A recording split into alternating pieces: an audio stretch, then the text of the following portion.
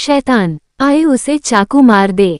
जब उसके पिता वनराज का फोन चुराने की कोशिश करते हैं तो जाह्नवी उसे मना करने की कोशिश करती है और उसे रोकने के लिए अपने शॉर्ट्स में पेशाब कर देती है ताकि उसे चाकू न मारना पड़े।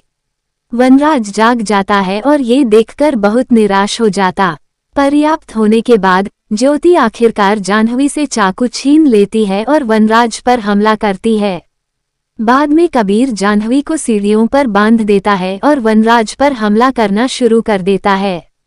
वनराज जाह्नवी को खुद को हंसने के लिए मरने का आदेश देता है और बताता है कि भले ही वो मारा गया हो, जाह्नवी अपनी मृत्यु तक उसके अंतिम आदेश का पालन करना जारी रखेगी।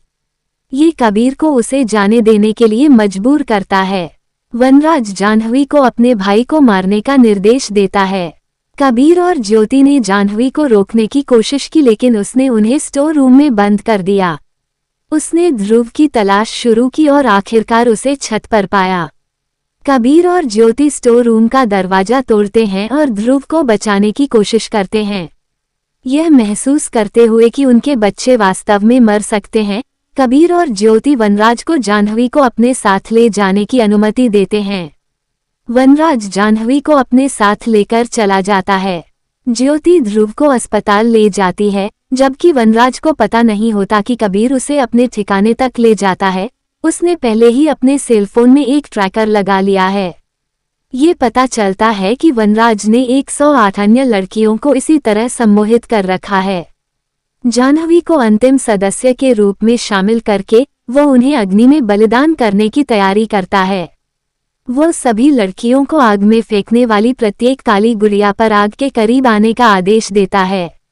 एक बार जब वो अंतिम लाल गुड़िया फेंकता है तो सभी लड़कियां आग में कूद जाएंगी। इससे उसकी इच्छा के अनुसार किसी को भी नियंत्रित करने की शक्ति प्राप्त करने की रस्म पूरी हो जाएगी, क्योंकि उसका मानना है कि मनुष्य स्वतंत्र इच्छा के लायक नहीं है।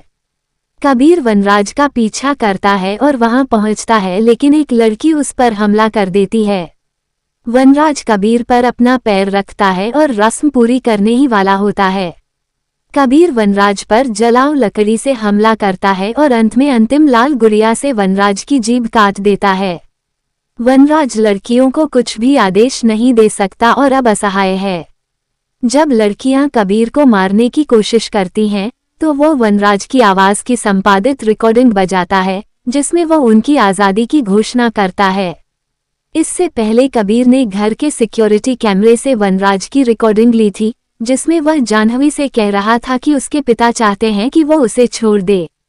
कबीर ने अपने शब्दों को इस तरह से जोड़ा कि ऐसा लगे कि वनराज लड़कियों को सामान्य होने का आदेश दे रहा है।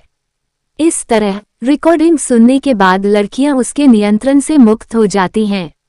जैसे ही कबीर और उसका परिवार अस्पताल में ठीक हो जाता है, वनराज की बंधक लड़कियों को पुलिस द्वारा सुरक्षित रूप से उनके घर वापस भेज दिया जाता है, जो कबीर को सूचित करती है कि वनराज लापता हो गया है।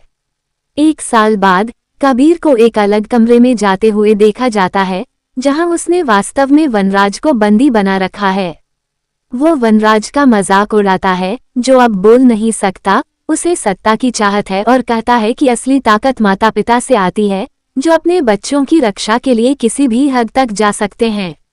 वह घोषणा करता है कि यह अब नरक है और वह वनराज का शैतान है।